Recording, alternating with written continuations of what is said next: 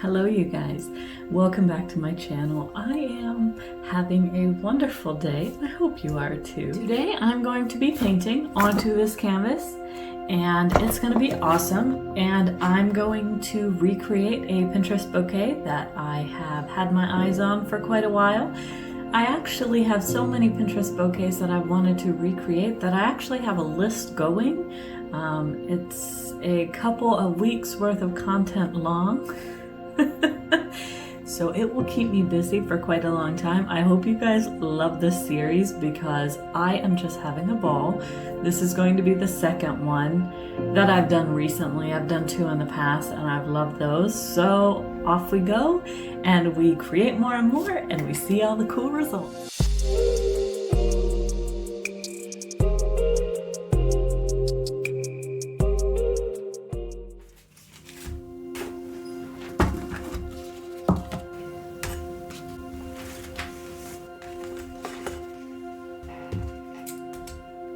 I was actually really excited to work on these cosmos because, believe it or not, I actually have not made cosmos before in a three-dimensional way, even though I love these flowers and I think they're absolutely beautiful.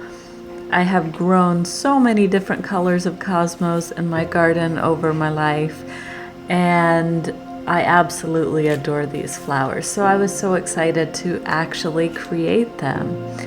And I am so happy with how they turned out. You can see here I'm using, I think, a tip number 128. And they are very simple to create, and just the color.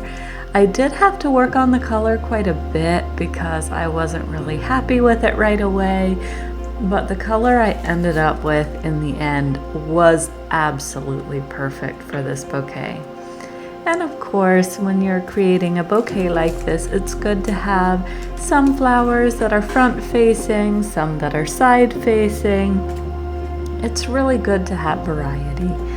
And then when I started working on the next flower, which is the orchid, I noticed that in my reference photo, I had some light green on the back of the petals. So I played around with mixing the green and the maroon together, and it created a very interesting color combination, and I was very happy with it. I believe the tip I'm using here is a 127, and I basically started by making 3 large petals. And then I created 2 more on the top. And these ones in the first one were a little too spread apart for my taste, so I went ahead and I created 2 more. I used a small little tip, I think it's a tip number 8, in order to create these little lips on the inside of the orchid. I haven't really figured out how to make the stamens for orchids yet because they're super complicated, and I'm just not sure how to create that with paint. But the second orchid that I made looked absolutely stunning. It was absolutely perfect, and you can see that beautiful green kind of showing on just the back side of the petal. And you get this ability to shade your petal front and back separately if you very carefully set your paint inside the bag in a very specific manner, so that one color goes on one side and the other color goes on the other side. And this takes some practice, so don't worry if you don't get it right on the first try. But I love this really tiny orchid. I think it's so cute. And of course the colors together are just glorious already. But now it's time to add a little bit of orange. And here I'm just mixing a clear Gaffrey medium with the Sennelier heavy textured, I think it's neon orange. I'm using a tip number 104, and I'm just going to create some beautiful little nasturtium, which also I had never created before this bouquet, and that's part of the reason I'm loving this Pinterest bouquet recreation, because it is really helping me to create flowers that I've never made before, and that is so fun for me. I really do love it. And then this is a yellow nasturtium. I think there was only one in the picture, but it was very important because it was a different shade of yellow. So I made just one of these, and I think it turned out absolutely perfectly.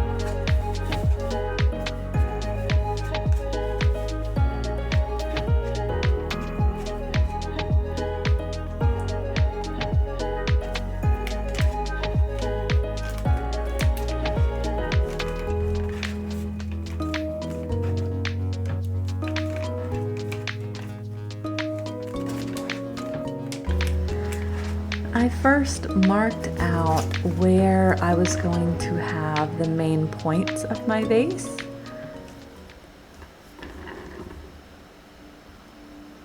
I absolutely love this color of blue. It was totally perfect for this photo that I was recreating.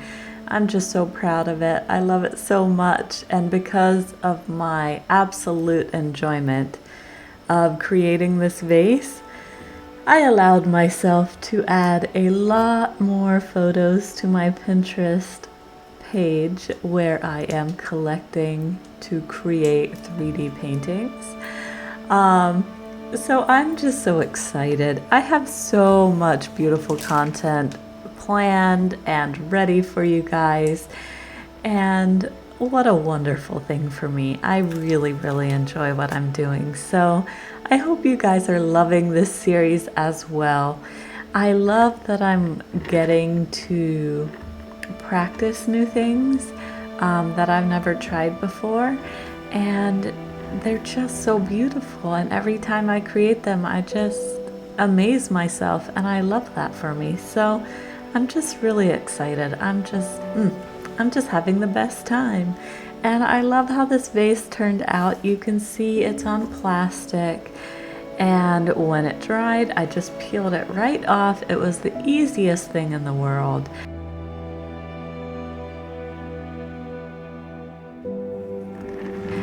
And of course I had to prep my canvas, so I just got started with a couple different colors, trying to go for a kind of grade blue, and it took some practice to get the shade just right.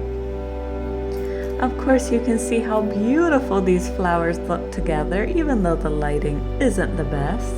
These colors are so vivid and so beautiful.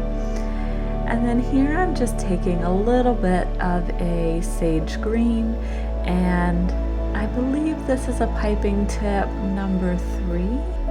I could be mistaken, it could be a number 1. I'm not really sure, but you can see it creates these perfect little delicate stems for cosmos, which are very well known for having those wispy, whimsical stems, and I just love them so much. And then of course I got to place my beautiful flowers on the canvas. And sometimes the flowers come apart if you don't pipe the petals close enough together, but that is all right. You can just place them separately. And of course you can see I've got just a little bit of a see-through part on that vase right there. and that is okay. We're just going to be covering that up with flowers. It is quite all right. And I love how these orchids turned out. I believe this was also my first attempt at orchids. And it just turned out so beautifully.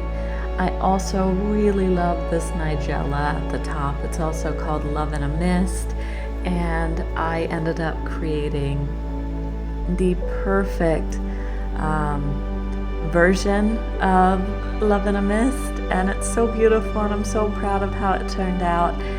It's a very complicated flower when you look at them in real life.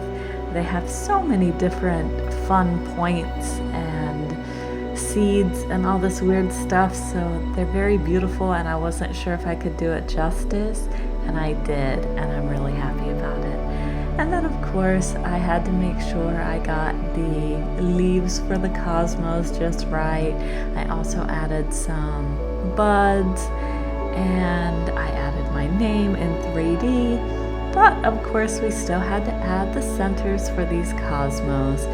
And I added yellow to the center, and then I also played around with the brush and I added a couple more details just to make sure the colors are as close to perfect as possible.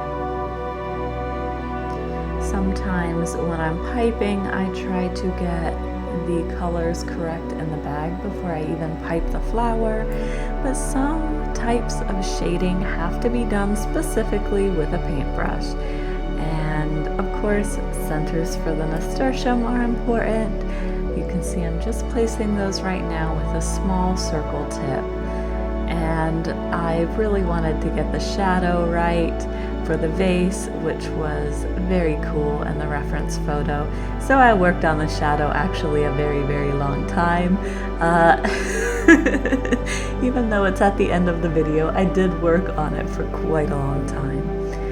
And this is what it looks like. We'll just give it a nice spin so you can see it from every angle.